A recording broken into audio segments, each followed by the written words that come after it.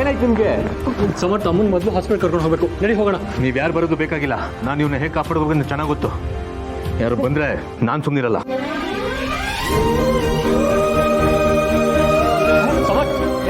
Inspector ನಿಮ್ಮ ಹತ್ರ ಆಮೇಲೆ ಮಾತಾಡ್ತೀನಿ. ಮಹೇಶ್ ಅವ್ರ ಹತ್ರ ಮಾತಾಡೋಣ. ನೋಡಿ ಇನ್ಸ್ಪೆಕ್ಟರ್, ಸಮರ್ಥ್ಗೆ ತಾಯಿ ಮೇಲೆ ಅತಿಯಾದ ಪ್ರೀತಿ, ಅದಕ್ಕೆ ಹೀಗೆ ಮಾಡಿಬಿಟ್ಟಿದ್ದಾನೆ. ದಯವಿಟ್ಟು ಕ್ಷಮಿಸಿ. ಈ ವಿಷಯ ದೊಡ್ಡದಾಗೋದು ಬೇಡ. ನೋಡಿ, ನಿಮ್ಮ ಕುಟುಂಬದ ಬಗ್ಗೆ ನನಗೆ ತುಂಬ ಗೌರವ ಇದೆ.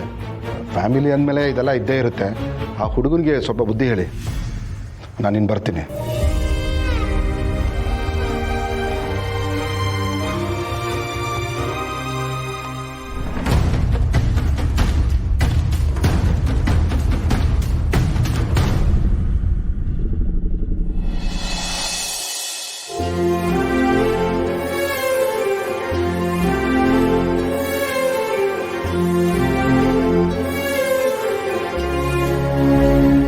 ಅಯ್ಯೋ,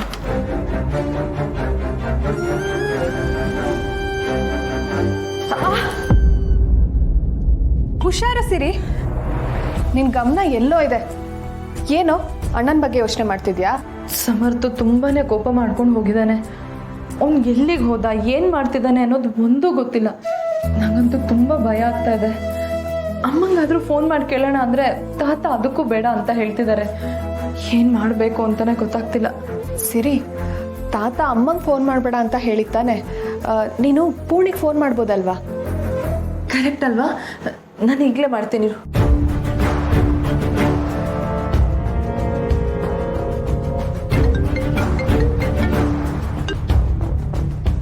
ಹಲೋ, ಹೇಳು ಸಿರಿ. ಹಾಯ್ ಪೂರ್ಣಿ, ಸಮರ್ಥು ಅಲ್ಲಿಗೇನಾದರೂ ಬಂದಿದ್ನಾ? ಬಂದಿದ್ದು ಮಾತ್ರ ಅಲ್ಲ, ಇಲ್ಲಿಗೆ ಬಂದು ದೊಡ್ಡ ಅನಾಹುತನೇ ಮಾಡಿದ್ದಾರೆ.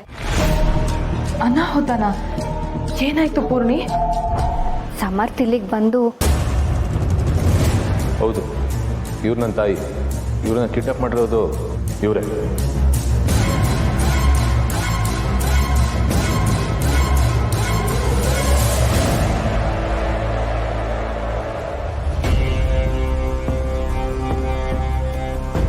ಸಿರಿ, ಏನಾಯ್ತು? ಹಾಂ, ಅಮ್ಮ ಈಗ ಹೇಗಿದ್ದಾರೆ?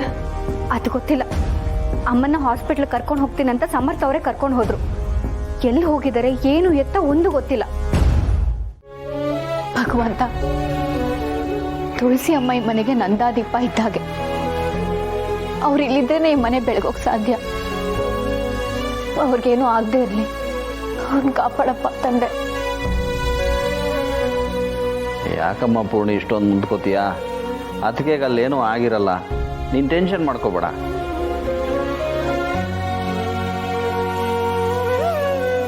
ಪೂರ್ಣಿ, ಸಮಾಧಾನ ಮಾಡ್ಕೋ.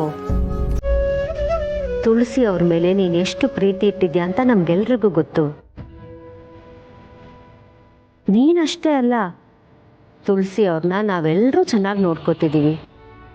ನಮ್ಮೆಲ್ಲರ ಪ್ರೀತಿ ಅವ್ರನ್ನ ಕಾಪಾಡುತ್ತೆ. ಯೋಚನೆ ಮಾಡಬೇಡ.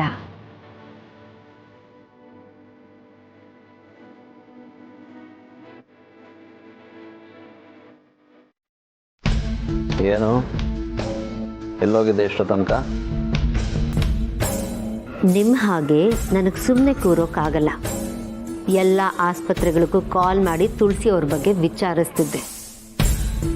ಯಾಕೆ ಮನೇಲಿ ಇಷ್ಟೆಲ್ಲ ಆಗ್ತಿರೋದಕ್ಕೆ ನಾನೇ ಕಾರಣ ಅನಿಸ್ತಿದ್ಯಾ ನಿಮಗೆ? ಇದಕ್ಕೆಲ್ಲ ಕಾರಣ ಅವ್ರ ಮಗ, ನಾನಲ್ಲ. ನೀನು ಆಸ್ಪತ್ರೆಗೆಲ್ಲ ಕಾಲ್ ಮಾಡಿದ್ಯಾ? ನಿಜವಾಗ್ಲೂ ನಿನಗೆ ಅದಕ್ಕೆ ಮೇಲೆ ಅಷ್ಟು ಕಾಳಜಿ ಇದೆಯಾ? ಊಟದ ಬಾಯಲ್ಲಿ ಭಗವದ್ಗೀತೆ ಬಂದಂಗೆ ಆಯಿತು. ಭೂತಕಾಲನೇ ತಲೆಯಲ್ಲಿಟ್ಕೊಂಡು ಈಗಲೂ ನನ್ನ ಮೇಲೆ ಅನುಮಾನ ಪಡ್ತಾ ಇರೋದು ನೀವು. ಮೊದಲು ನಿಮ್ಮ ತಲೆಯಲ್ಲಿರೋ ಭೂತನ ಆಚೆ ತೆಗಿರಿ. ನೆಗೆಟಿವ್ ಆಗಿ ಯೋಚನೆ ಮಾಡೋದನ್ನು ಬಿಟ್ಬಿಡಿ. ನನಗೂ ಈ ಮನೆ ಬಗ್ಗೆ ತುಂಬ ಕಾಳಜಿ ಇದೆ. ಸಮರ್ಥ ತುಳಸಿ ಅವ್ರನ್ನ ಯಾವ ಹಾಸ್ಪಿಟ್ಲಿಗೆ ಕರ್ಕೊಂಡು ಹೋದ್ನೋ ಏನೋ ಗೊತ್ತಾಗಲಿಲ್ಲ. ಅವ್ರಿಗೇನಾದರೂ ದಾರಿಯಲ್ಲಿ ಹೆಚ್ಚು ಕಡಿಮೆ ಆಗಿದ್ರೆ? ಶಾರ್ವರಿ, ಬಾಯ್ ಮುಚ್ಚು. ಬಾಯಿಗೆ ಬಂದಿದ್ದು ಮಾತಾಡಬೇಡ.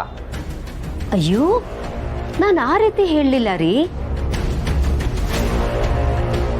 ಸಮರ್ಥ್ ಹುಚ್ಚುಚ್ಚಾಗಿ ಬಿಹೇವ್ ಮಾಡಿದ್ದನ್ನ ನೀವೇ ನೋಡಿದ್ರಲ್ಲ. ದಾರಿ ಮಧ್ಯದಲ್ಲಿ ತುಳಸಿ ಅವರಿಗೆ ಎಚ್ಚರ ಆಗಿ ಮತ್ತೆ ಸಮರ್ಥ್ ಅದೇ ರೀತಿ ಹುಚ್ಚುಚ್ಚಾಗಿ ಬಿಹೇವ್ ಮಾಡಿದ್ರೆ ಏನಾಗುತ್ತೋ ಏನೋ ಅನ್ನೋ ಭಯ ನನಗೆ.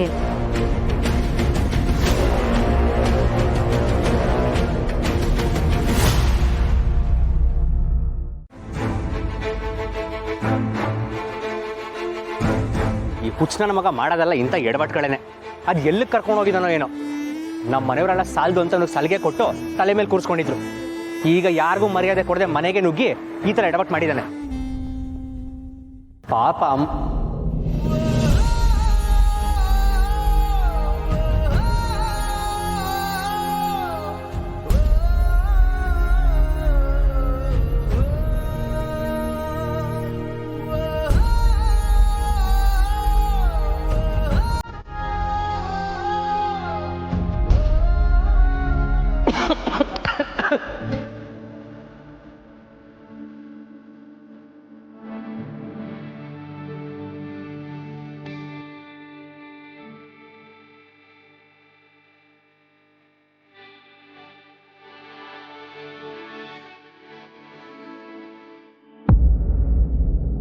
ಪಾಪ ಅವ್ರು ಇವಾಗ ಹೇಗಿದ್ದಾರೋ ಏನೋ.